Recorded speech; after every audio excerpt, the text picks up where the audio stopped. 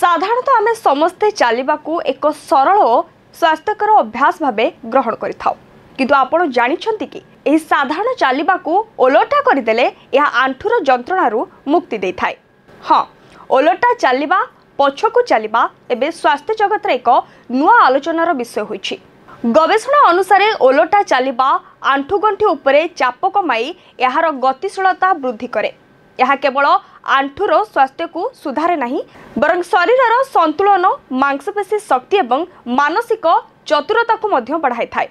विशेषज्ञ माने कहिसंती जो माने आंठु जंत्रणा अनुभव करछंती सेमानक पई एहा एक लाभदायक होइथाय। साधारण चलवा तुलन में ओलटा चलवा द्वारा अधिक परिश्रम होइथाय। यार अन्यतम बड़ लाभ हेउछि संतुलन करबा। पछकू चलवा समय शरीर को समन्वय रखिबा आवश्यक होइथाय, जहा पोस्चर संशोधन और मेरुदंड स्वास्थ्य पाई मध्य उपकारी होइथाय। एभली किछि हेल्थ टिप्स संपर्क में जानिबा पे हम चैनल को लाइक, शेयर एंड सब्सक्राइब करंतु।